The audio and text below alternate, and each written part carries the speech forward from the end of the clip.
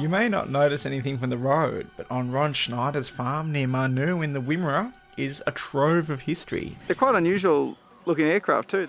The 80-year-old has been collecting vintage planes, cars and military equipment for decades, and in that time has amassed at least a dozen aircraft and more than 400 cars and trucks. To get the aircraft, it's been more by word of mouth, actually. I don't think I've ever seen any advertised, whereas classic cars, you usually see an advert or sometimes it's word of mouth. They go to a car show or something and says, such and such is for sale, but this has pretty much been all word of mouth. Someone said, such and such is available, and so it's carried on from there.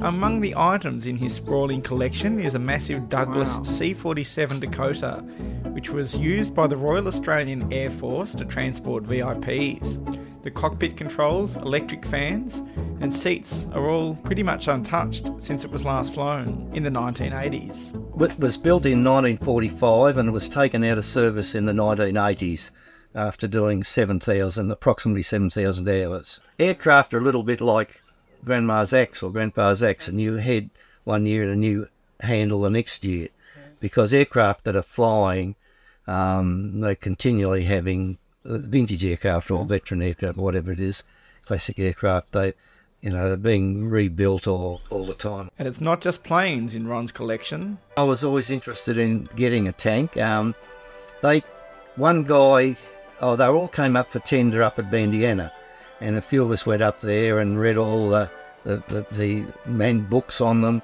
A scrap dealer from Temora actually knew I was looking for one, and he bought this particular one at a clearing sale, and it was actually running at the clearing sale. So I bought it off him then, and so got it transported down here, but I haven't been able to get it running, but I've got a couple young chaps at the moment working on it. Hopefully when it gets a bit cooler, they'll come and we'll have another go to get it running.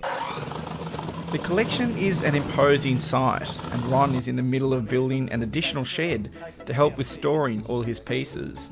Although he hasn't formally opened it as a museum, he has invited clubs to come through and look at his collection in the past, and for him, preserving history is what drives his passion. Wow. Amazing. Quite a lot of it would have been scrapped if I hadn't rescued it. Some of the cars, some of the machinery, even the aircraft. My father was a very hands-on person and never threw things out, and of course he's been passed away many, many years ago, but I think he'd be rather proud of me of what I've done.